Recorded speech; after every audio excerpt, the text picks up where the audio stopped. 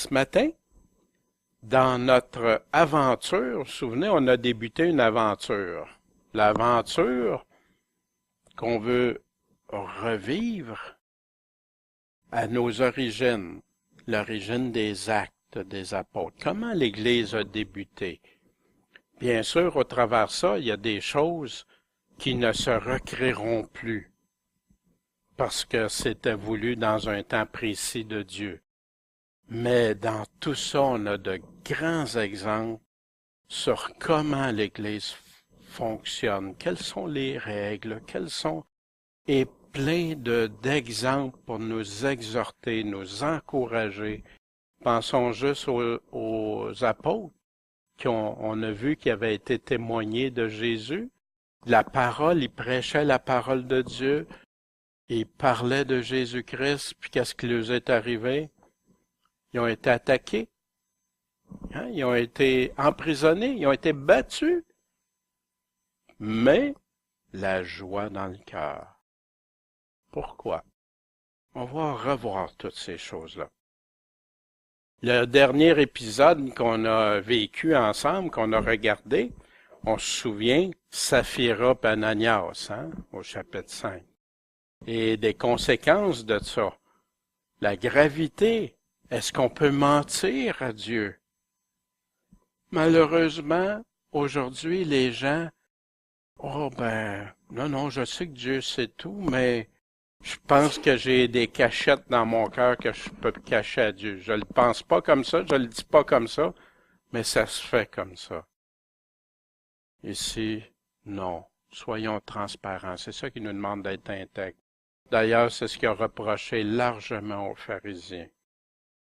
On a vu qu'il y a eu aussi des miracles, de la prédication de la parole de Dieu, puis des conversions, beaucoup de conversions suite à ça. On a vu aussi l'importance d'obéir à Dieu ou aux hommes. Tout joyeux d'être trouvé digne. Trouvé digne d'être battu, puis souffrir pour Christ. Trouvé digne, on veut tout être trouvé digne. Souffrir pour Christ, des petits tiraillements. Ce matin, on va continuer, puis comme habituellement, on va retrouver aussi des commentaires au travers ça de ce qui vient de nos frères, nos sœurs des siècles derniers à partir de la Réforme. Ceci vient des commentaires qu'on va voir, quelques commentaires des pasteurs et professeurs de l'Église de Genève, avec les arguments, les réflexions. Celle-ci date de 1777. Et les textes avant aussi, parfois, étaient comme trop difficiles à lire. Déjà, il y a des textes qui sont pas toujours évidents à lire. Mais voici ce que, ici, les commentaires qu'il y avait pour le chapitre 6 comme introduction. On ira voir à la fin la conclusion aussi. En passant, ça remplace jamais la parole de Dieu, ça. Je vous le donne seulement en tant qu'exemple, puis être en mesure de comparer des fois ce qui se dit aujourd'hui, ce qui se disait dans ces temps-là. Ce chapitre a deux parties. On lit dans la première l'établissement des diacres. On va voir ça ce matin. On va aller en profondeur ailleurs dans la parole avec ça. Dont la charge était d'administrer les aumônes de l'Église, les offrandes de l'Église. Puis aussi, dans la deuxième partie, comment Étienne a été accusé devant le Conseil des Juifs. Cette semaine, on va se limiter au chapitre 6, mais la semaine prochaine, Dieu voulant, ça va être le chapitre 7, et là, on va voir tout ce qui s'est passé avec Étienne. Qu'est-ce qu'il a dit? Comment ça a été dit? Tout ce qui a suivi de ça. Fait que débutons dans les Actes des Apôtres au chapitre 6, au verset 1. Dans ce temps-là, comme les disciples se multipliaient. C'est intéressant, hein? Les disciples se multipliaient. Est-ce qu'on n'aspire pas tous à ça? De multiplier des disciples. Le disciple dit discipline aussi. Une discipline, un champ d'intérêt commun à lequel on se soumet à suivre. Mais qu'est-ce qui s'est passé? Il s'est élevé un murmure des Hellénistes contre les Hébreux. Helléniste, hein, qui veut dire d'origine grecque ou grec, puis hébreu, hein, qui vient du langage des Hébreux, qui vient, on va aller voir ça, on va distinguer ça. On va aller donner une petite précision, justement, nos anciens avaient une explication de ça. Parce que leur veuve était négligée dans la distribution qui se faisait chaque jour. Fait qu'il se passait quelque chose, c'est que entre ces deux groupes-là, il y avait quelque chose qui trouvait que, hey, c'est ça, vous vous occupez pas assez de nous autres, vous vous occupez des Hébreux, puis nous autres, parce qu'on n'est pas Hébreux, vous délaissez nos veuves. Fait que, hein, qu'est-ce que ça fait, ça? Un sentiment qui amène d'injustice, puis qui peut conduire jusqu'à quoi? À la jalousie, puis à des conflits, puis à des divisions. Déjà, c'est au début, ça, de l'Église. Voyez-vous?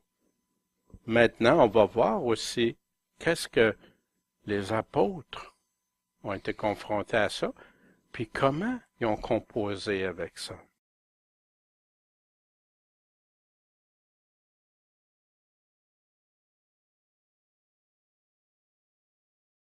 Les hellénistes, on sait une chose, les hellénistes, ils pouvaient pas ici parler des Grecs convertis. C'est ceux qui venaient d'origine grecque, qui étaient juifs, mais d'origine grecque. Pourquoi? Ou ceux qui étaient des prosélytes. Ça veut dire qu'ils s'étaient convertis au judaïsme. Ça peut être seulement un des deux. Vous savez pourquoi? Parce que Pierre, est-ce qu'il avait déjà été voir Corneille? Vous souvenez-vous des Juifs, comment ils réagissaient quand ils ont appris que Pierre, au chapitre 10, avait été voir des non-Juifs? C'était, wow, il était en colère même contre Pierre au début, tant que Pierre leur a pas donné les explications. Fait qu'ici, c'est pour ça qu'on parle que ça peut être seulement des Juifs d'origine qui venaient d'ailleurs, ou des prosélytes, c'est-à-dire ceux qui ont dit qu'on se convertit au judaïsme. C'est soit un ou l'autre, parce que si ça aurait été plein de Grecs, d'ailleurs, on n'entend pas parler de ça jusqu'au chapitre plus tard qu'on va voir bientôt. Fait que c'est pourquoi les 12, bien sûr, c'est les 12 apôtres, ayant convoqué comment ils ont réagi, ils ont convoqué la multitude des disciples, puis ils leur ont dit quoi? Il convient pas qu'on néglige la parole de Dieu pour le service des tables. Parce que là, si on se met à vouloir servir tout le monde, oui, il y a un problème. Ils ont-tu dit il n'y a pas de problème? Non, ils ont reconnu qu'il y avait un problème, mais ils sont arrivés avec une solution. Et c'est ça dans nos assemblées qu'on doit toujours s'assurer. Quand il y a un problème, c'est pas juste le mettre en dessous du tapis. Non, c'est de l'adresser. Seigneur, comment tu veux? Puis je suis sûr qu'avant d'aller voir, demander Seigneur, guide-nous dans ça, donne-nous la sagesse dans ça et tout ça. Fait qu'il convient pas qu'on néglige la parole de Dieu pour le service des tables.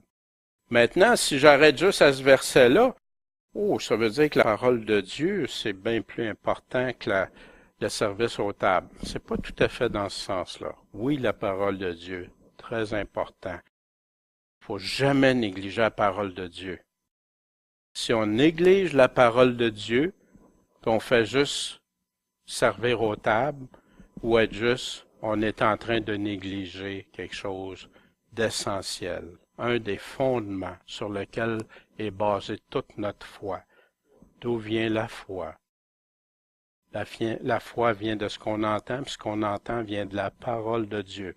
Fait qu'imaginez l'Église à ses débuts, si elle n'aurait pas été guidés seulement par la parole pour rattacher tout le reste, les actions, les œuvres, ce qu'on croit pas, ce qui vient de Dieu, ce qui vient pas de Dieu, l'Église aurait pu s'égarer totalement, puis faire des œuvres qui ne sont pas pour Dieu ou pas de Dieu. Ah, s'il est ici, ok, le texte c'était ici que je cherchais tantôt. Du verset 1, qui c'étaient les Zénélistes? C'étaient des Juifs convertis à la religion chrétienne qui se servaient de la langue grecque parce qu'ils étaient nés dans des pays où on le parlait. Puis c'étaient aussi des Juifs convertis qui demeuraient dans la Judée, qui parlaient un hébreu mêlé de chaldéique et de syriaque. Fait qu'ici, c'était des Juifs qu'on nous disait, et il y a aussi, vous vous souvenez, quand il y a eu la conversion dans Acte 2, il y avait les prosélytes. Fait que les prosélytes, que je vous expliquais, qui étaient ceux qui ont adhéré à la foi juive.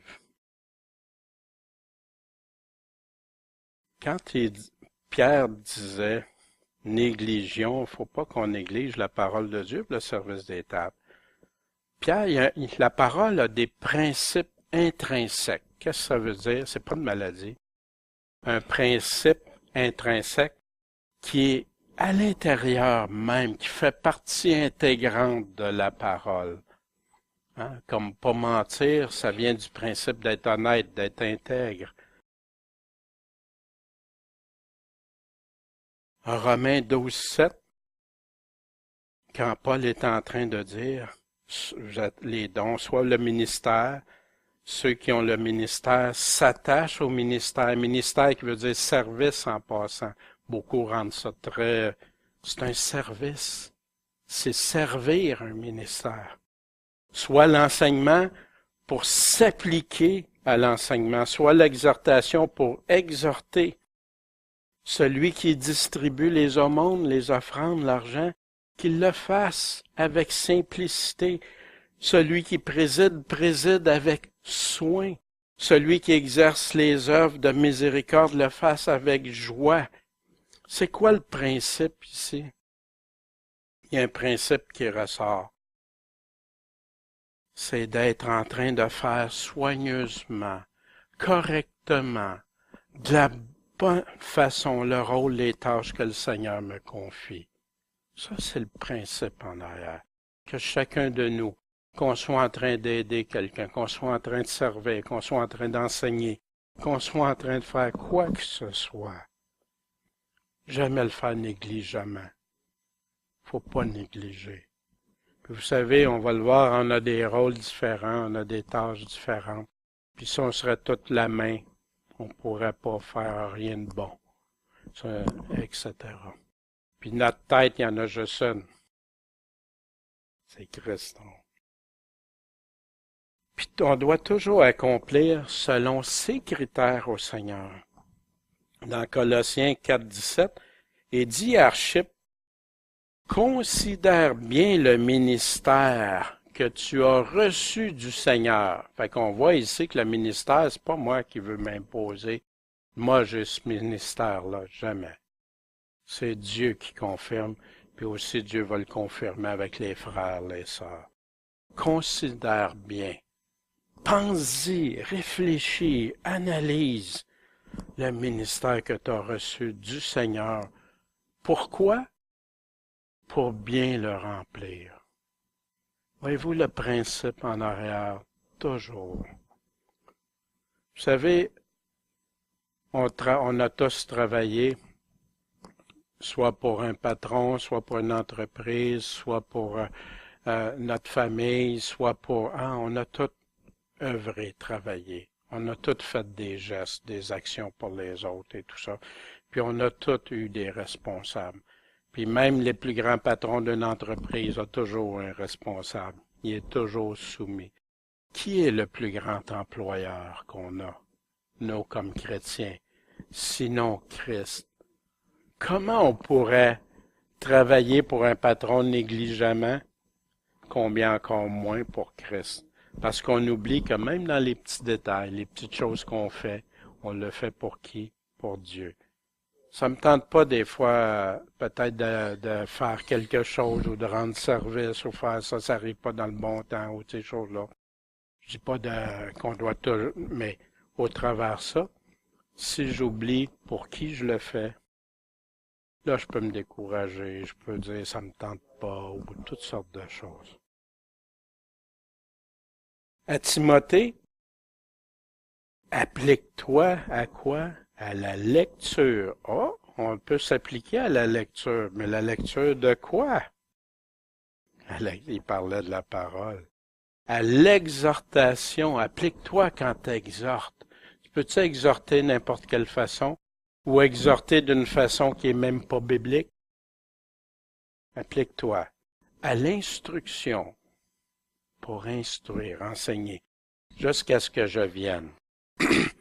Paul ici rappelait à Timothée qui avait suivi Paul partout, il est en train d'y rappeler, Timothée, applique-toi, fais attention, fais ça soigneusement.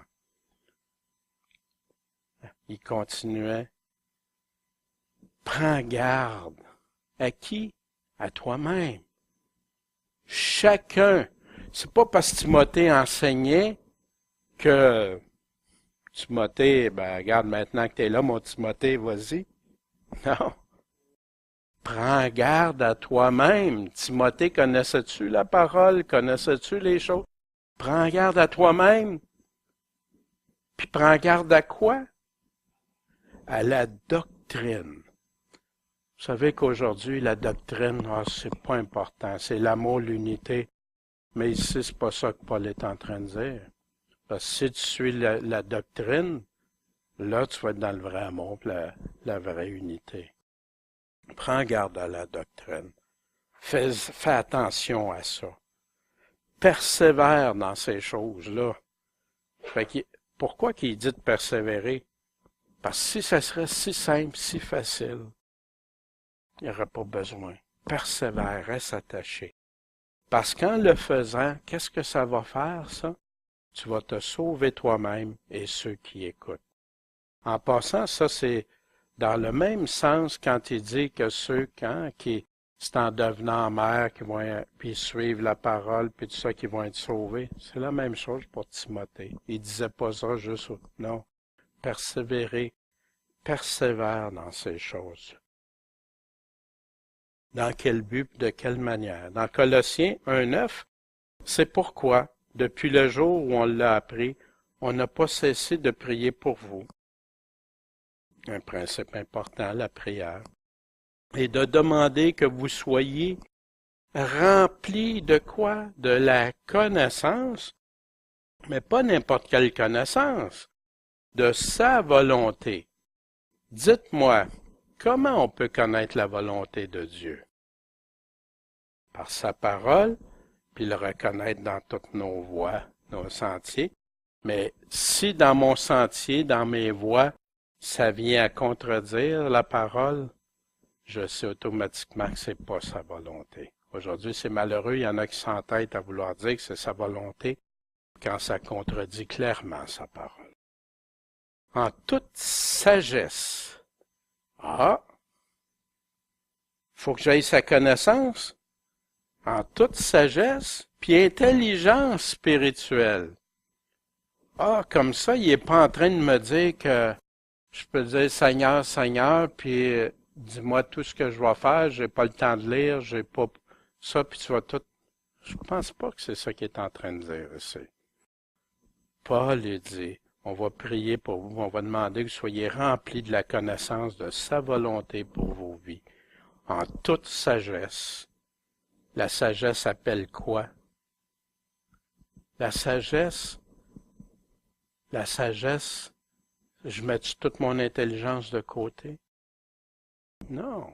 Dieu va nous donner ça par des moyens qu'il nous a donnés, que lui-même, puis en intelligence spirituelle. Pourquoi? De telle sorte que vous vous conduisiez d'une manière digne du Seigneur, Dans quel but tout ça? Pour lui plaire en toutes choses. C'est pas le désir de notre cœur. Quand j'écoutais Sylvie prier ce matin, tu sais que je t'aime, Seigneur, pis tout. On n'a pas ça, ce désir-là, en dedans de nous. Wow! Puis comment lui plaire? En portant des fruits, en toutes sortes de bonnes œuvres. Hein? C'est pas juste Seigneur, Seigneur, non. En toutes sortes de bonnes œuvres. Puis en croissant dans la connaissance de Dieu. Quand tu fais les œuvres de Dieu, tu vas grandir. En passant, il est-tu en train de dire qu'il faut tout de suite donner toutes les œuvres, rouler à fond de train, puis tout ça? C'est pas ça. En toute sagesse. Si je me brûle, je suis en train de m'épuiser ou de me condamner, me mettre un fardeau impossible sur le dos. C'est en sagesse et en intelligence spirituelle, ça? Oui, oui. Fait mais grandir dans la connaissance de Dieu. Fait que grandir, ça veut dire quoi? Ça veut dire qu'il y a une progression. Fait que des fois, pour nous-mêmes ou pour face à d'autres aussi, des fois, on veut imposer un fardeau. Ben, soyons prudents dans ça. Non, il y a un cheminement, par exemple. Il y a une croissance. S'il n'y a pas de croissance, problème. Mais s'il y a une croissance, amen. Puis dans Colossiens, il nous disait de quelle manière aussi. Fortifié en toute manière, selon qui? Selon quoi? Selon sa puissance glorieuse pour avoir quoi? C'est ça qui nous donne la persévérance, la constance avec joie, même dans les épreuves, comme on a vu pour les apôtres, en rendant grâce au Père. C'est lui qui nous a rendus capables d'avoir part à l'héritage des saints dans la lumière. Amen. Amen. Fait, voyez-vous, on est-tu en train de dire que faut faire des œuvres pour se sauver? On est-tu en train de contredire? Non. Paul ne se contredisait pas. Paul est en train de dire pour croître pour Dieu, de bonnes œuvres en bonnes œuvres, de faire les choses pour plaire à Dieu. Fait qu'il faut s'assurer que ce soit selon ses critères, sa volonté. Mais vous voyez qu'un patron, là, qu'est-ce que mon patron me dirait si je vais le voir, puis je dis, hey, boss, mérite une bonne récompense, une augmentation ou un bonus. Regarde tout ce que j'ai fait cette année. Là, il dit, ouais, mais regarde, c'est parce que dans ce que tu devais atteindre cette année, dans tes objectifs, c'était pas ça.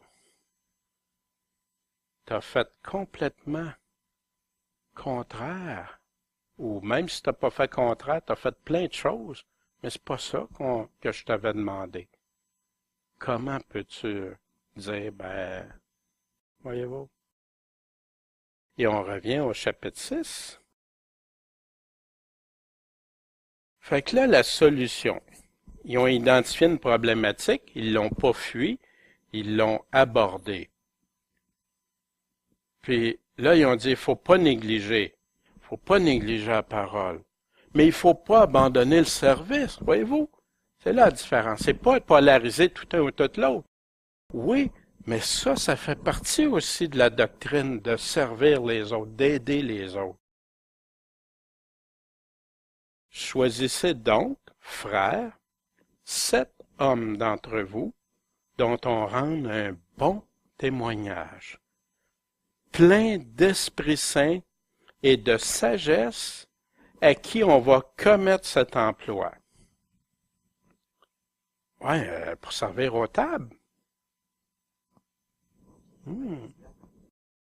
Ouais.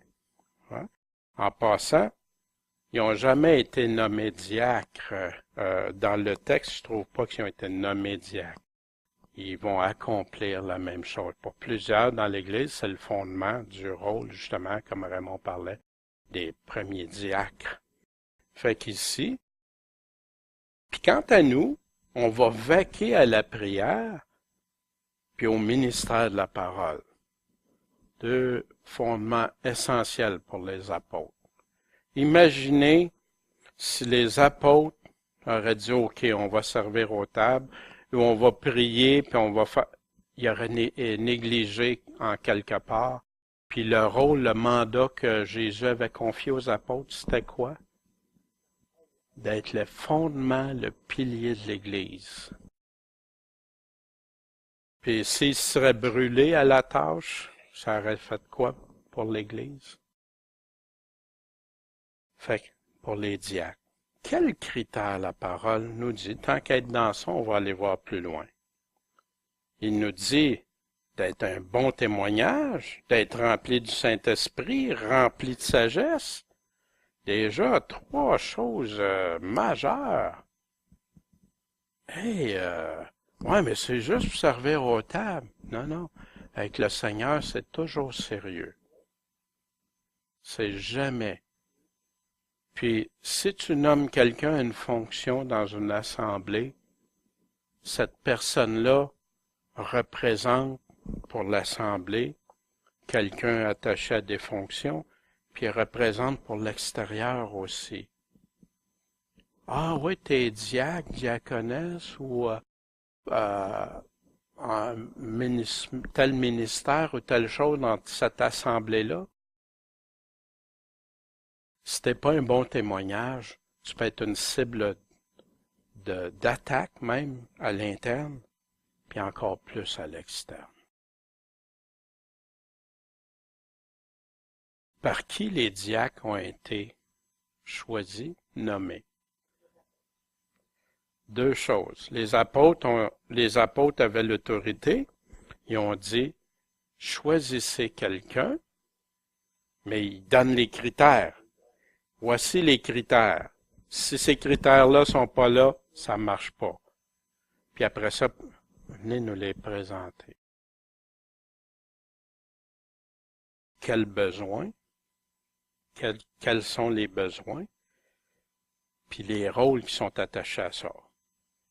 Puis ils sont-ils limités juste à ce rôle-là? C'est ça qu'on va aller voir. La définition du mot diaconos, c'est ministre, serviteur, magistrat, diacre, diaconesse. C'est utilisé une trentaine de fois dans le Nouveau Testament. Dans définition, ça peut être domestique, subordonné, messager, celui qui est aux ordres d'un autre, d'un maître, d'un serviteur, un intendant, un ministre. En passant, des fois, il y a des ordres d'un autre. Hein. Mais Dieu, c'est un Dieu d'ordre, un Dieu d'autorité. Puis, comme il y en a qui ont été à l'excès dans ces choses-là, tu as des pasteurs ou des prédicateurs ou des personnes qui ont abusé de ça. On a plein d'exemples comme ça. Mais ces pasteurs-là premièrement, doivent toujours être soumis. Puis les problèmes ont arrivé quand ils n'étaient pas soumis, puis quand ils n'ont pas suivi que la parole, puis qu'ils ont pris leur rôle d'autorité pour ce que c'était pas que Dieu. Premièrement, il doit être un modèle. Il doit être là, marcher dans la sainteté, dans la sanctification. Un exemple, pas attaché au gain, etc., tout ça. Puis voyez-vous, il y en a qui ont complètement échoué ça. Premièrement, ils n'ont même pas respecté les critères que Dieu lui-même avait établis. Comment ils peuvent dire après ça qu'ils peuvent? Puis, ça peut être le serviteur d'un roi, un diacre, celui qui est chargé par l'Église de veiller aux pauvres, leur distribuer l'argent collecté pour leurs soins.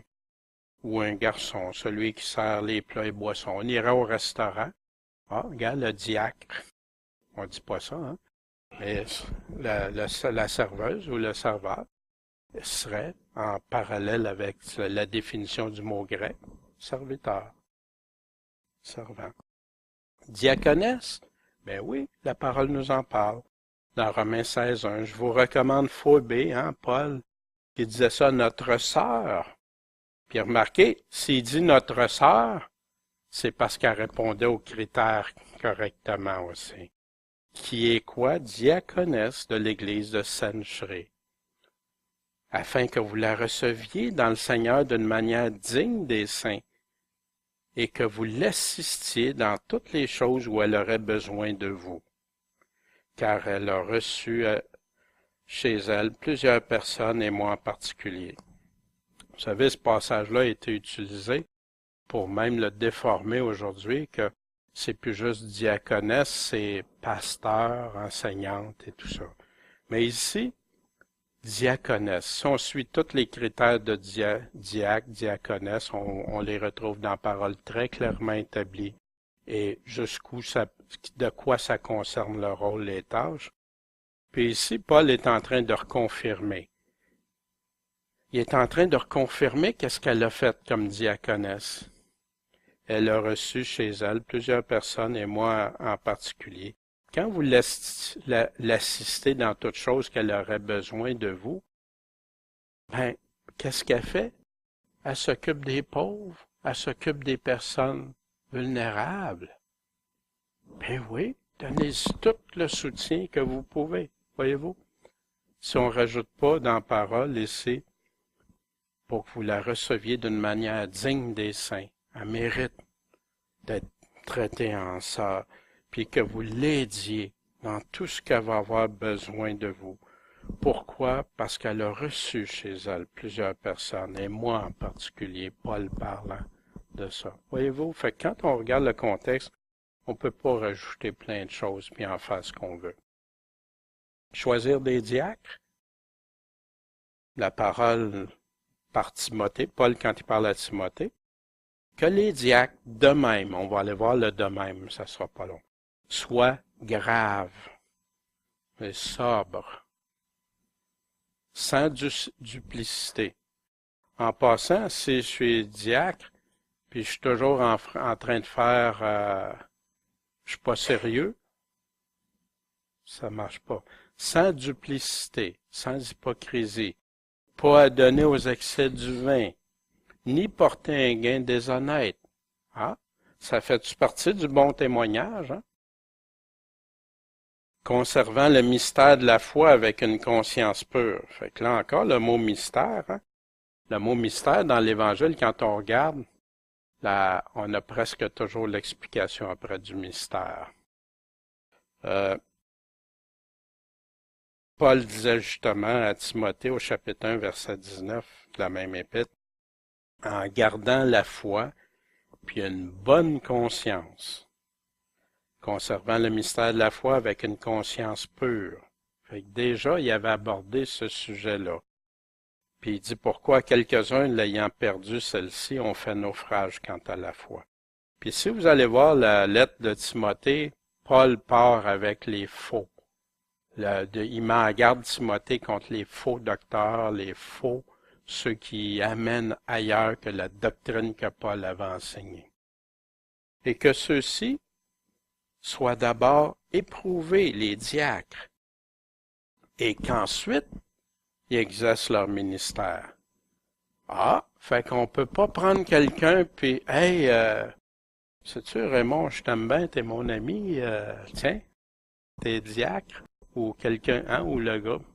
C'est-tu un des critères? Non, les critères sont établis par Dieu. Il peut être mon ami, amen, et on devrait tous être amis pareils, vous comprenez? Mais si quelqu'un dirait, bon, choisis Raymond, parce que Raymond, on l'aime bien, puis tout ça. Ça en fait partie, mais c'est pas les critères qu'ici, parce qu'on doit tous s'aimer les uns les autres, hein, c'est clair. Fait qu'ici, qu'on les éprouve. Et si on n'ira pas trop en détail, on va y revenir éprouver, qu'est-ce que ça veut dire, mais faut tester avant. Tu nommes pas quelqu'un en poste. Je me suis servi de ça à mon travail pour établir des personnes en charge. Jamais je leur donnais une fonction officielle avant de les avoir donné un temps. D'ailleurs, c'est pour ça qu'il y a des probations, hein. Ça vient de là.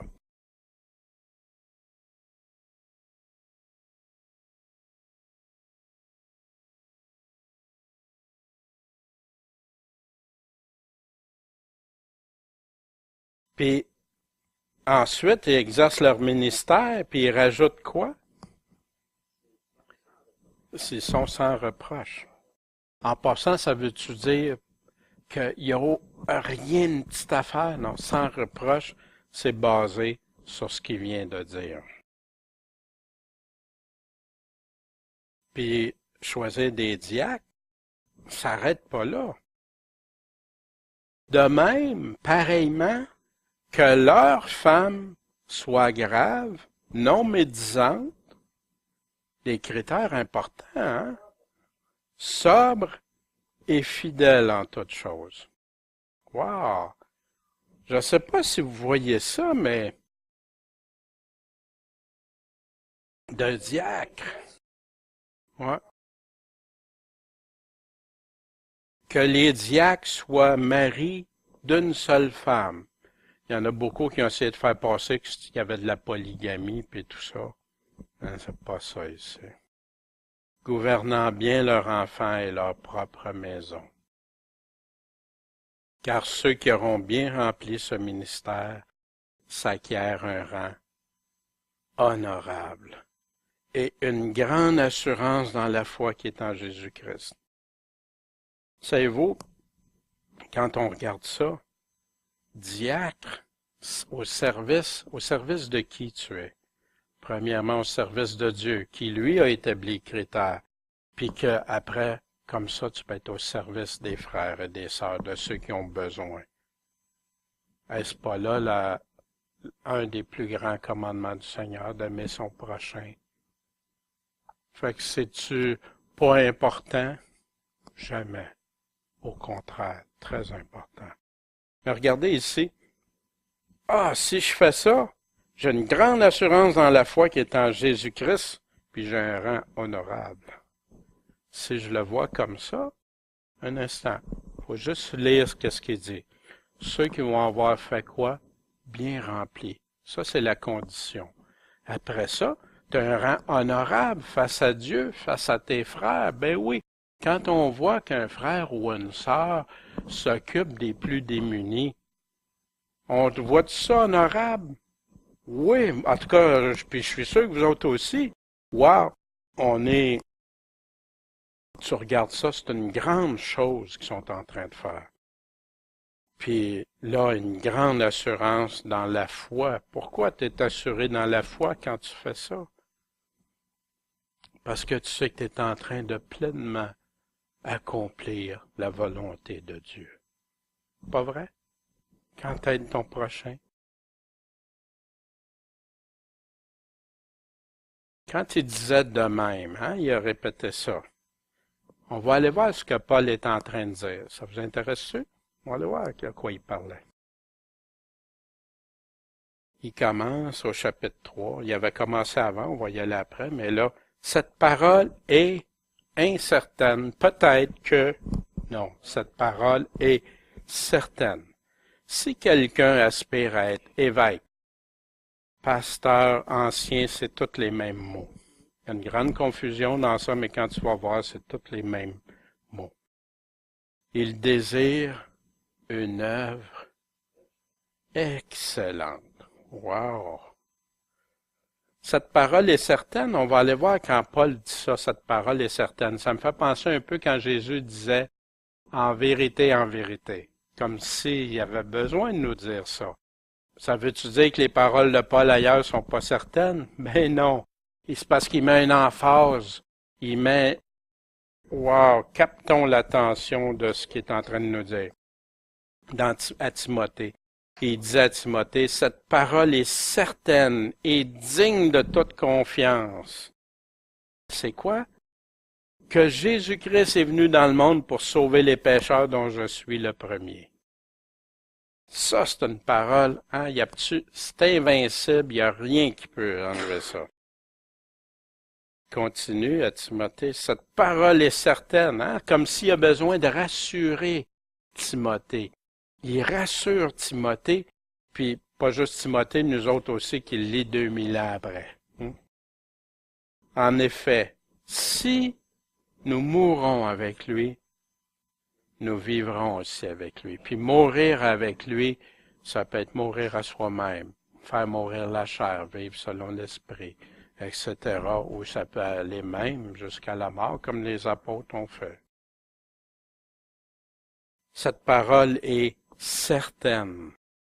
Je veux que tu établisses, parle-en un peu, je veux que tu établisses fortement ces choses, avec autorité, Timothée, fermement, mets une importance dans ça, afin que ceux qui ont cru en Dieu s'appliquent à quoi?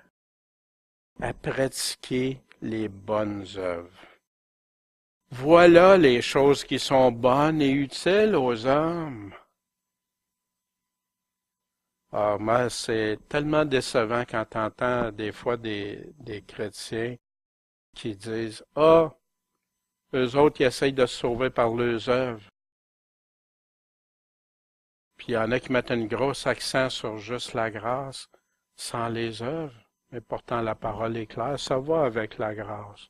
Quand tu es sauvé par la grâce de Dieu, grâce à Dieu, ton cœur ne veut juste que lui plaire. Tu sais que c'est pas toi qui es mort sur la croix. Tu sais que c'est pas toi qui peux te justifier devant Dieu. Tu le sais à 100%, ça. Mais tu veux lui plaire. De ta vie perdue, ta vaine vie avant, tu veux en faire une vie qui sert ton Seigneur et ton Sauveur.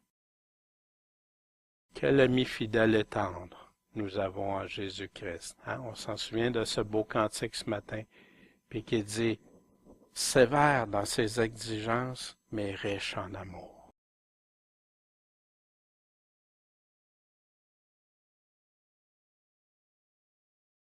Puis il continuait avec le de même dans Timothée. Il faut donc que l'évêque, pasteur ancien, soit irrépréhensible, mari d'une seule femme. Ça veut-tu dire un mariage ici? Mari d'une seule femme. Est-ce qu'il y avait dans l'Église, comme il y en a qui essaient de faire croire que dans les églises, il y avait du monde qui était marié, il y avait 2, 3 femmes, il arrivait avec les 2, 3 femmes à l'Église? Mais non, c'est parce que c'était remarié. Mari d'une seule femme, prudent, rangé, hospitalier, capable d'instruire. Là, de qui il parle? Il parle des personnes pour instruire, conduire le troupeau, amener le troupeau. À quoi? À servir Dieu, à aimer Dieu de tout leur cœur, à mettre l'accent sur Dieu, non pas sur eux. Irrépréhensible, mari d'une seule femme. Sobre encore, la sobriété. Il parle pas juste d'ivrognerie, là, d'être sérieux, en toute gravité. Prudent. Prudent face à quoi? Prudent face au péché. Prudent face à l'enseignement. Rangé. S'il mène une vie de désordre. Hospitalier. Hospitalier, en passant, il y en a beaucoup qui pensent que c'est juste en recevoir chez nous. Pas juste ça. Ça en fait partie. L'hospitalité, c'est quand tu as des gens qui sont en mauvaise posture, où tu vas être prêt à leur parler. Même des fois, c'est un premier coup, t'aurais pas. Non, tu vas avoir le goût. Tu vas être social avec eux pour le partager, l'Évangile, les amener à Dieu, les conduire à Dieu. Aussi, même s'ils veulent pas, tu peux les aider et tout ça. Capable d'instruire. Pas donné au vin, ni violent, ni porté au gain déshonnête. Ah ben moi, je regarde ça, là, ça serait intéressant d'être un pasteur, un ancien, un évêque, parce que ça a l'air payant au bout du compte. Voyez-vous? Mais c'est pas juste ce gain déshonnête-là, ça peut toucher plein d'autres facettes, même mon orgueil, toutes sortes de choses. Jamais un gain déshonnête. Mais doux. Doux? Paul était-il doux? Oui. Pourtant, Paul aussi disait les vraies choses fermement, hein, Galates insensé, tout ça. Éloigné des querelles. Eh oui, il y a des gens qui veulent vivre dans les querelles. Reste pas avec ça. Exempt d'avarice. Oui, oui. Tu veux dire quoi, violent?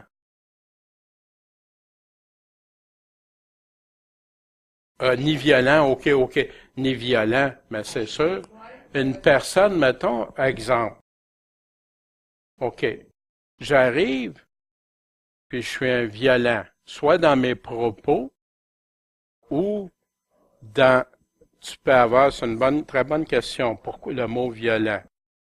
Violent, oui, Michel? Agité, oui, ok, bon. Fait que Michel a découvert dans d'autres versions aussi le mot agité, qui revient à quoi? Violent en parole, ou violent physiquement, ou agité, pardon? Ah, je pourrais, sauf qu'on doit faire attention parce qu'on peut blesser. En prenant la parole de Dieu, tu peux blesser.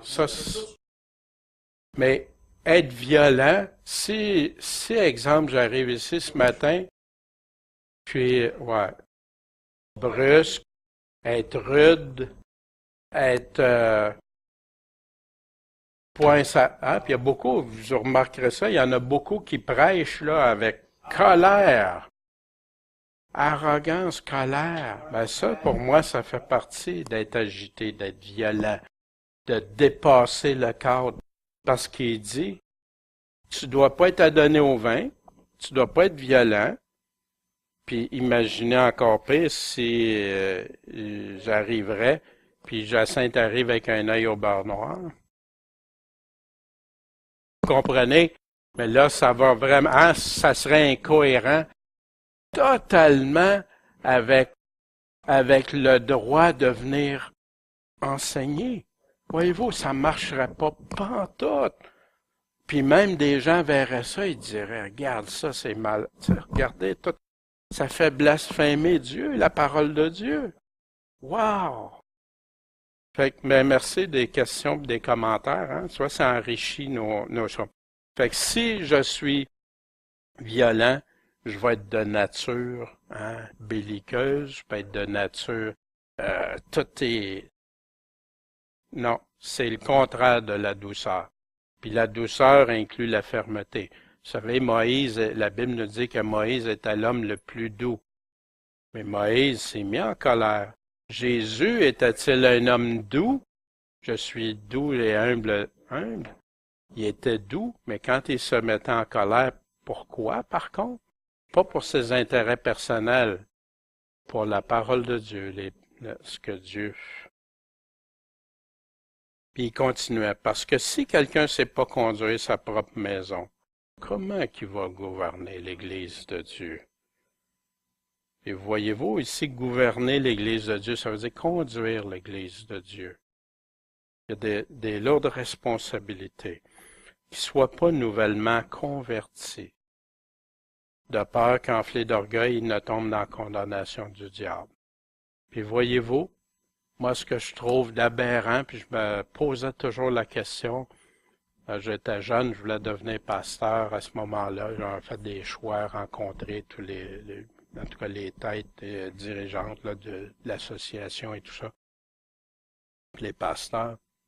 Puis une chose que je me demandais, qu'ils ne soient pas nouvellement convertis. Puis je vois que dans des collèges bibliques, des personnes qui viennent de se convertir sont envoyées au collège biblique.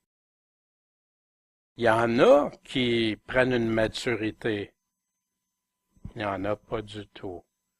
Il y en a qui sont tout jeunes, à partir de 18 ans, que tu n'as pas d'expérience normalement. Je ne suis pas en train de dire qu'il y en a qui sont pas sages. Ça se peut qu'ils aient converti depuis l'âge de 7 ans, puis qu'ils aiment le Seigneur, puis qu'ils s'attachent à la parole. Ça se peut. Regardez, je suis pas en train de dire, je fais attention à mes propos, là, je veux pas blesser ou remettre. Mais il dit pourquoi. S'il est nouvellement converti, qu'est-ce qu'il peut faire? Il peut s'enfler d'orgueil. Ça a été vu souvent. Puis il tombe dans quoi? Dans la condamnation du diable. Puis imaginez, cet homme-là est évêque, pasteur ancien. Il a un rôle élevé, puis il est tombé dans la condamnation du diable. Wow! Qu'est-ce qu'il va faire? Qu'est-ce qui arrive à son assemblée? Puis il faut aussi qu'il y ait un bon témoignage de ceux du dehors, de peur qu'ils tombent dans l'opprobre et dans le piège du diable. Plein de télé-évangélistes. En passant un bon témoignage du dehors, ça ne veut pas dire que tu seras pas qu'une personne, parce qu'il marche selon le Seigneur, ne sera pas accusée, puis des faussetés, puis de la médisance, puis tout ça, là. Mais s'il ne vit pas selon la parole, regardez les télé-évangélistes, il y a combien de scandales qui ont sorti, qui ont fait du dégât, qu'il y a des gens qui auraient aimé suivre le Seigneur, s'intéresser à sa parole.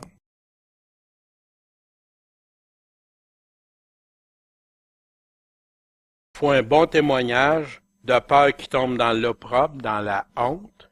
Puis c'est ce qui est arrivé à plusieurs téléévangélistes, plusieurs pasteurs, puis dans le piège du diable. Wow! Qu'est-ce qu'un homme de Dieu qui est parti avec l'intention de servir son Dieu, qui fait qu'il tombe là, nouveau converti, mauvais témoignage, il ne suit pas, puis il tombe, et tout ça. Puis pourquoi que Paul a écrit ces instructions-là? Je t'écris ceci, Timothée, espérant aller bientôt vers toi. Pourquoi? Afin que tu saches, si je tarde, si c'est plus long que je pense, comment il faut se conduire. Où?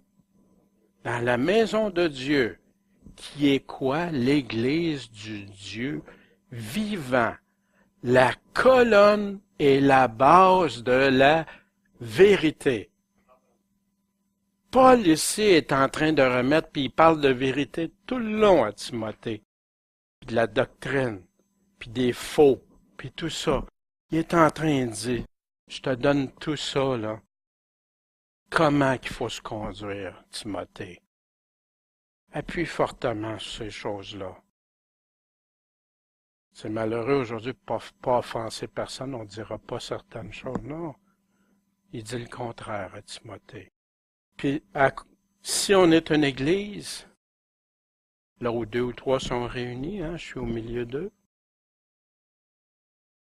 Si on est l'assemblée, puis tant mieux, amen, quand on est des dizaines, des centaines, milliers, amen. Si c'est la colonne et la base de la vérité, amen. Un des fondements que tu peux pas passer à côté pour une église. Fait que comment on doit se conduire? Paul, la lettre à Timothée, dit comment on doit se conduire dans l'église de Dieu. Choisis pour quelle tâche? Vous vous souvenez, on est en train de parler, là, on est juste au début de la lettre, là. Choisis pour quelle tâche, quand, pourquoi, puis par qui. Dans Acte 13.2, qu'on va voir bientôt, pendant qu'ils célébraient le culte du Seigneur et qu'ils jeûnaient, le Saint-Esprit leur dit, mettez à part pour moi Barnabas et Saül en vue de l'œuvre à laquelle je les ai appelés. La prière et le jeûne et le culte font partie quand Dieu. Et alors, ayant jeûné et prié, là, ils leur ont imposé les mains et les fait partir. Mais coudonc, Paul avait-tu le Saint-Esprit? Pourquoi ils ont imposé les mains? Pourquoi Barnabas, il n'y a pas l'Esprit Saint? Ben oui, c'est un principe, on va le voir. On va voir aussi plus tard pourquoi le baptême du Saint-Esprit et pourquoi il y avait de l'imposition des mains. Dans 2 Corinthiens 8, 19, Tite, et non seulement cela, mais il a été choisi aussi par les églises pour nous accompagner dans le voyage, pour porter les aumônes. Tite a été choisi par les églises. Encore, voyez-vous, les églises, ils l'ont choisi pourquoi? Pour porter les offrandes, pour que nous administrons à la gloire du Seigneur même selon l'ardeur de votre zèle. Il était en train de parler aux Corinthiens qui avaient donné une grosse offrande. Fait qu'il avait choisi Tite pour les accompagner. Puis, nous avons pris 7 précautions. Fait que, qu'est-ce qui est arrivé de prendre Tite, l'accompagner? C'était prendre une précaution. Pourquoi? Afin que personne ne peut nous blâmer dans l'administration de ces aumônes abondantes. Voyez-vous? Puis, il dit pourquoi. Puis ça, il ne faut jamais oublier ça comme assemblée. Ayant soin de faire ce qui est bien, non seulement devant le Seigneur. Tu le sais, Seigneur, Paul avait-tu besoin de se justifier face à Dieu? Non, il dit même, il prend Dieu m'en est témoin. Dieu est témoin de ça. Fait que c'était pas Paul qui avait peur, mais peut-être que j'aurais pu me laisser corrompre. Pas tout. Mais aussi devant les hommes. Que personne puisse les attaquer après. De dire, ben, regardez, c'est ça qu'on vous a donné. Puis, premièrement, par l'Église de Corinthe. Ah, ben, non. Même quelqu'un pourrait dire, ouais, coudonc, qu'est-ce qu'il nous dit qu'ils n'en ont pas gardé une partie? Ou quelqu'un qui aurait voulu créer de la méfiance, hein, de notre Église. Ils disent, ouais, ils ont amené de l'argent, mais ils n'avaient pas tant que ça, ou n'importe quoi. Même quelqu'un qui veut se venger. Vous savez que dans les églises, des fois, il y en a, malheureusement, c'est ça. C'est triste, mais c'est ça pour certains. Ils accusent. Fait que là, Saphira Ananias, hein, ça est un exemple, mais oui.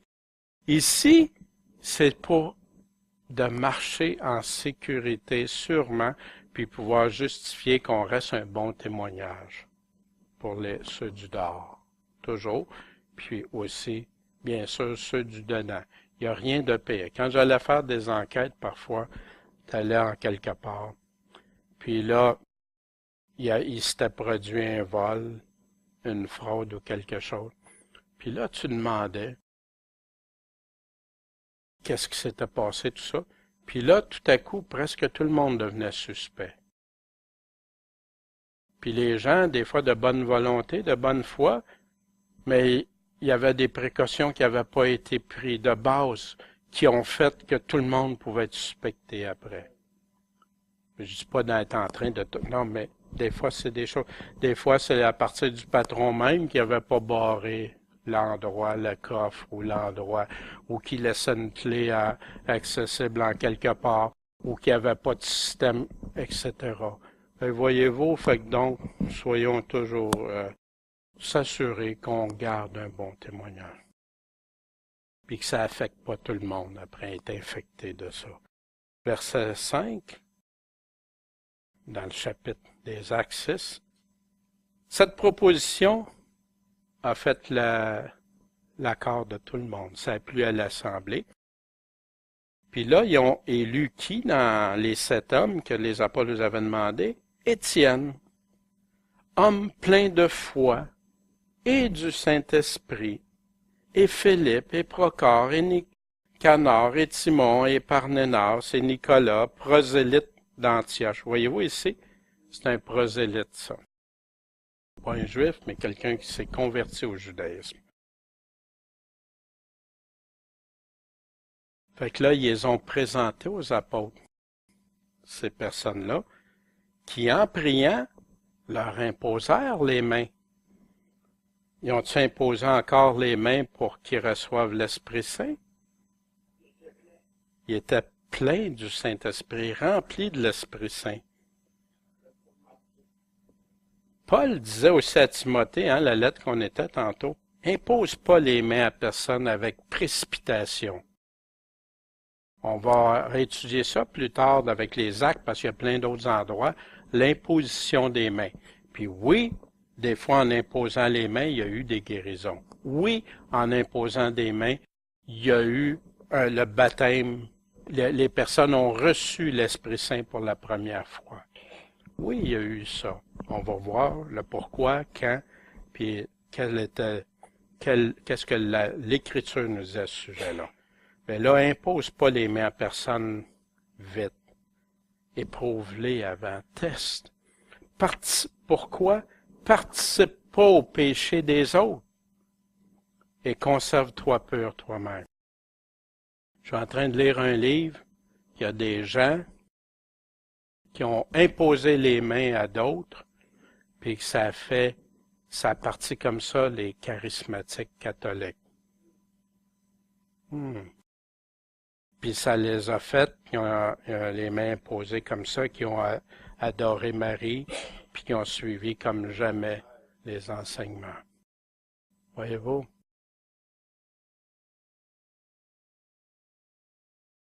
Ouais. Puis là, on dit que c'est l'Esprit Saint.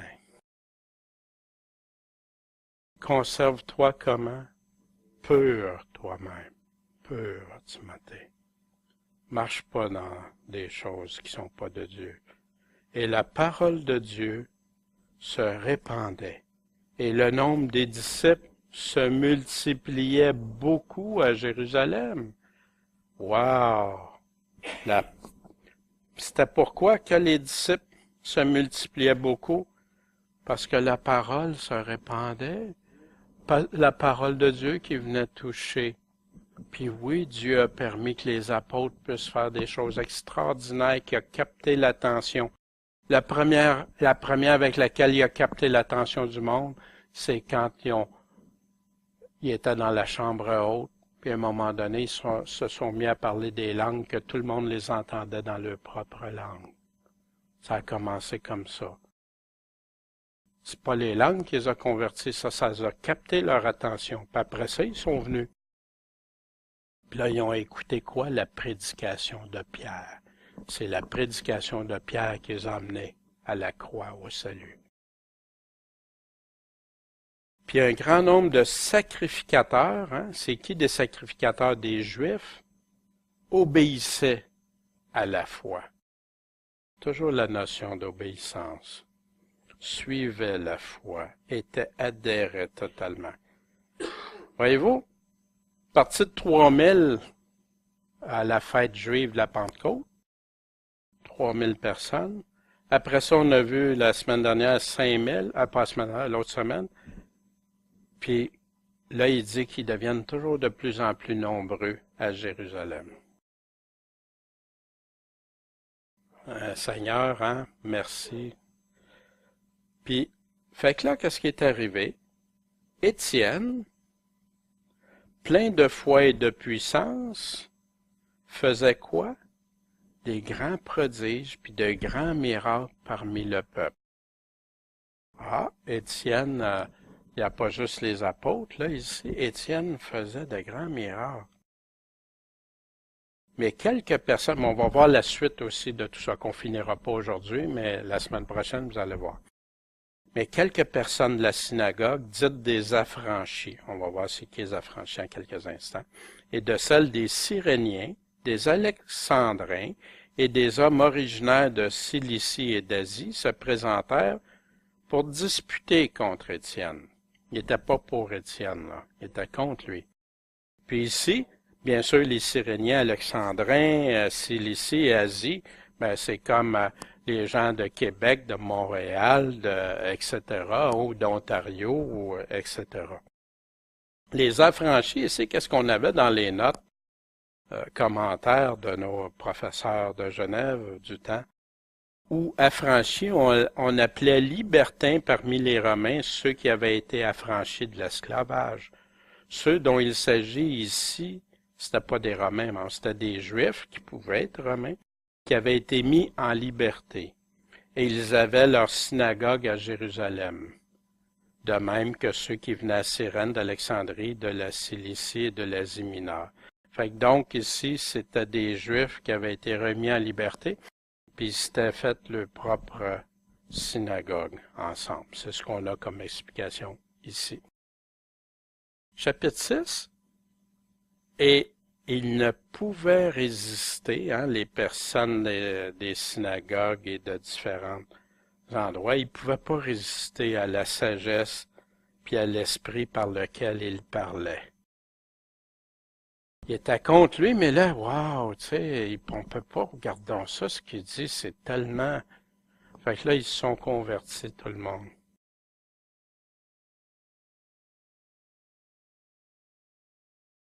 Voyez-vous? Il savait qu'il y avait une sagesse, puis il ne pouvait même pas résister à ça. Mais là, au lieu de dire, hey, il a peut-être raison, peut-être ce qu'il dit, c'est vrai, qu'est-ce qu'ils ont fait? Ils ont subordonné des hommes pour dire, on l'a entendu proférer des paroles blasphématoires contre Moïse puis contre Dieu. C'est comme à nous autres, quelqu'un viendrait nous dire, on a entendu quelqu'un qui blasphème contre Jésus. Oh, ça vient nous chercher, hein? Mais qu'est-ce que ça fait chez un vrai chrétien? Ça te fait avoir pitié de la personne puis implorer Dieu pour lui ou pour elle. Ici, c'est pas ça qui se passe. Ici, ils se servent de ça pour alimenter. Et ils émurent le peuple et les anciens et les scribes, et se jetant sur lui, ils le saisirent et ils l'ont emmené au Sanhédrin, le tribunal. Émouvoir le peuple, ça arrive partout, on l'a partout au travers du Nouveau Testament. Exemple dans Acte 13 qu'on va voir. Mais les Juifs animèrent quelques femmes dévotes en qualité, ça veut dire qu'ils étaient pieuses, hein? Puis les principaux de la ville, puis ils ont excité une persécution contre Paul et Barnabas, puis ils ont chassé de leur pays. Dans Acte 4, 14-2, mais les Juifs incrédules excitèrent puis irritèrent les esprits des nations des gentils. Contre qui? Contre les frères. Dans Acte 17.5, mais les Juifs incrédules, émus d'envie, puis vous allez voir, ça revient, ça, des jaloux qui voient que ça fonctionne, des jaloux que, mais pas fonctionner dans n'importe quoi, fonctionner dans les voies de Dieu. Si je suis jaloux de quelqu'un qui marche fidèlement à la parole de Dieu, j'ai de quoi de grave dans mon cœur. Faut que j'enlève ça. Seigneur, ça se peut pas. Émus d'envie, prirent avec eux quelques mauvais sujets sur les places publiques, et ayant excité un révolte, une tumulte, ils troublèrent la ville, et se portant vers la maison de Jason, ils ne cherchaient pas les Silas pour les mener devant le peuple. Fait que c'est rempli comme ça d'exemples. Puis là, qu'est-ce qu'ils ont fait? Fait qu'ils ont dit qu'ils blasphémaient contre Moïse, hein, la parole. Ils ont produit la loi, ils ont produit des faux témoins. Ouais, il faut le faire. Ils ont produit des faux témoins. Ils savaient-tu ce qu'ils faisaient? C'est comme ça que Dieu nous demande de marcher, de prendre des personnes puis leur faire dire des faussetés. Qui disait, cet homme-ci ne cesse de proférer des paroles blasphématoires contre ce saint lieu et contre la loi. Ah, ils font ça, eux autres? Il fait ça, lui? Ah, ben attends, là, on va le passer au cash.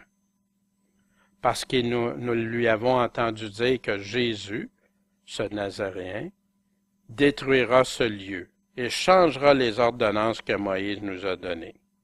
Ah, c'est ça que Jésus a dit.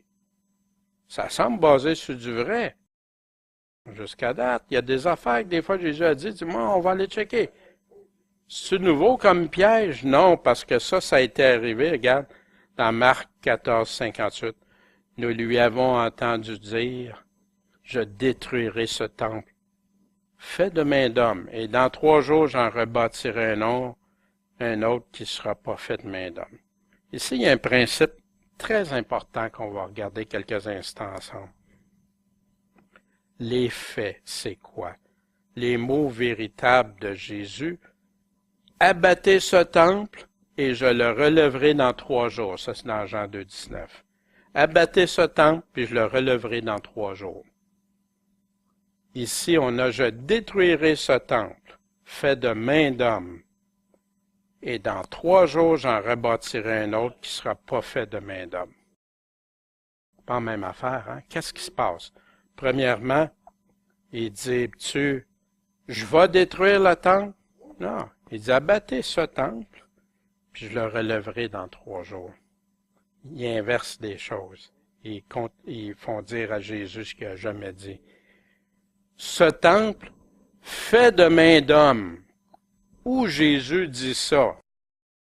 Voyez-vous la gravité d'ajouter des mots? Qu'est-ce que ça peut conduire? C'est grave. Puis en plus, ils se servent de ça dans un but d'accuser basé sur des faux témoignages. Mais il y a des chrétiens qui font la même chose sans se rendre compte. Je dis pas quand tu expliques le mot, qu'est-ce que ça veut dire pour trouver une signification, pour comprendre. Je parle de rajouter aux paroles de Jésus. Lui faire dire, qui a utilisé cette tactique-là? Le malin, pendant que Jésus a jeûné 40 jours et 40 nuits. Le contexte de ces mots-là, les Juifs prenant la parole dirent à Jésus, « Quel signe nous montres-tu pour agir de la sorte? » Il venait de chasser du temple la colère de Jésus dans le temple. Jésus répondit et leur dit, « Abattez ce temple et je le relèverai dans 3 jours. » Ça, c'est dans Jean, chapitre 2.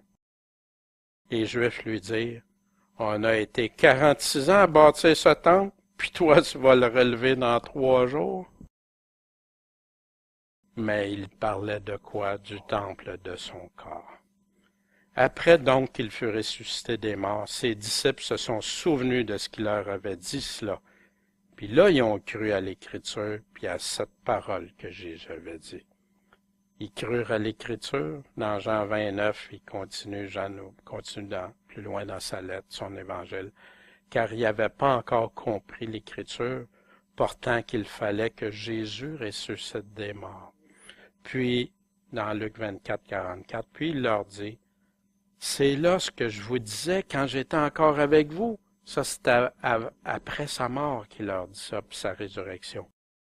Qu'il fallait que tout ce qui a été écrit de moi dans la loi de Moïse, les prophètes puis les psaumes fût accompli. Ici, Jésus décrit pas les places où il y avait des prophéties le concernant, qu'il concernait. Qu'est-ce qu'il était pour dire?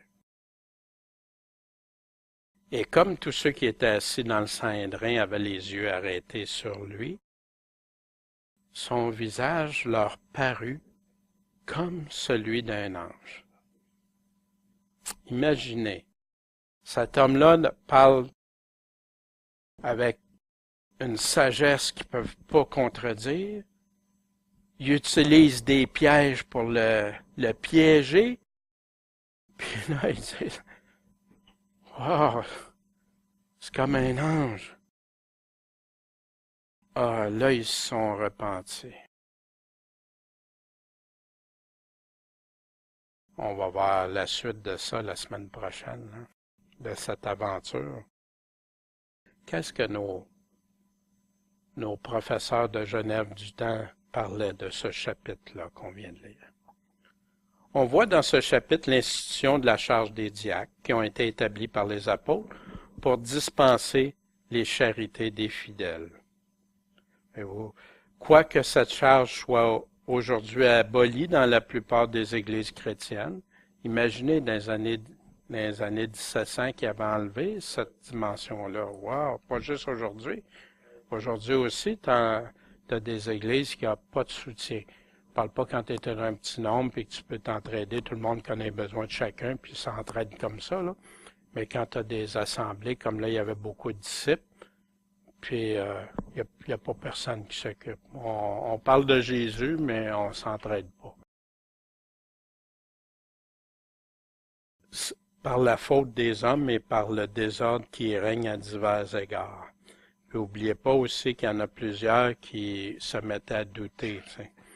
Elle ne laisse pas d'être l'institution divine. C'est Dieu qui a institué ça. Puis très utile pour l'édification de l'Église. Fait que pour nous, on doit toujours regarder cette dimension-là. Jamais la mettre de côté. Jamais mettre ça à part. Puisque Dieu voulut que l'administration des aumônes fût confiée à des gens sages et remplis du Saint-Esprit, il paraît que la charité est un devoir très important, que les aumônes des fidèles doivent être distribuées avec beaucoup de prudence et de sagesse aussi. Parce que c'est pas vrai que tu peux arriver puis non. C'est pour ça que ça prenait de la sagesse à ces personnes-là, remplies de l'Esprit Saint, remplies de discernement aussi. Que pour cet effet, l'Église doit commettre des gens intègres et craignant Dieu, qui soient chargés de ce soin et qu'en général, on ne doit pas mettre dans les charges ecclésiastiques que des personnes qui ont un bon témoignage. Puis voyez-vous, à ce moment-là, ces personnes-là, pour le monde, faisaient partie d'une responsabilité ecclésiastique, selon leur analyse. Un bon témoignage et qui soit d'une probité reconnue. Ça veut dire que les gens peuvent pas dire qu'il est malhonnête, peuvent pas dire que la personne n'est pas intègre, qu'elle a fait ci ou qu'elle a... Non. Je parle pas dans le vie passée, là. Le vie passée, ça c'est une autre histoire. Il y a combien qui Dieu a été chercher, même Paul qui était un meurtrier, à ses paroles mêmes, que Dieu a ramené. Sans ça, Paul n'aurait pu rien faire. Mais on parle après la conversion, après que ces personnes-là sont devenues chrétiennes. On voit ici qu'Étienne, l'un des 7 diacres, qui était illustre par la foi et par son zèle et par les miracles qu'il faisait, ne tarde pas à éprouver la haine des Juifs. Encore là, la jalousie. Il fut accusé d'être un ennemi de Dieu et de la loi de Moïse, puis amené devant le conseil pour y être condamné. Puis vous savez, l'Inquisition, c'est exactement ça. Des personnes qui aimaient Dieu, des personnes qui aimaient leur prochain, qui voulaient juste leur partager l'Évangile, qui ont été traités comme des hérétiques, des ennemis de Dieu, puis qui ont été amenés devant des tribunaux, condamnés et torturés. Mais il y parut avec une sainte hardiesse d'une manière qui a étonné ses juges. C'est de tout temps que les gens de bien ont été exposés à la haine des méchants et à leur calomnie. Mais l'injustice et la violence dont on use contre eux ne les empêchent jamais de s'acquitter courageusement de leurs devoirs et de satisfaire aux engagements de leur vocation et de leur conscience. Voyez-vous comment nos pasteurs d'autrefois nous parlaient? Ça, tous nos frères, nos sœurs chrétiens qui ont été influencés par des positions claires, des positions directes de la parole de Dieu. En conclusion, qu'est-ce qu'on doit retenir pour notre cheminement personnel? Y a-t-il quelque chose un matin qui me parle, qui me dit, Daniel, c'est important, quand tu fais quelque chose pour Dieu, fais-les avec soin. Tu veux faire des choix pour Dieu, réfère-toi à Dieu puis ses critères.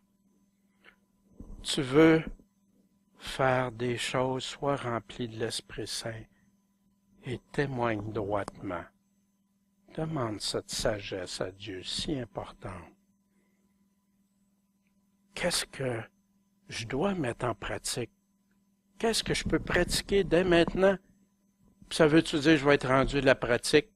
Quand je commence à faire du vélo, ça se peut-tu, je tombe des fois? Ouais. Mais de progrès en progrès, je suis devenu un champion de vélo. Pas moi, là, je parle là. Mais ils ont commencé où, ces champions-là? Ouais. Puis pour l'Assemblée, qu'est-ce que ça nous enseigne ce matin entre nous? Dans l'amour, l'unité et la vérité de Dieu, qu'est-ce que ça nous enseigne? Qu'est-ce qu'on peut retenir, nous autres, pour être sûr qu'on accomplit les bonnes œuvres de Dieu? Puis, je vous laisse sur ces réflexions-là.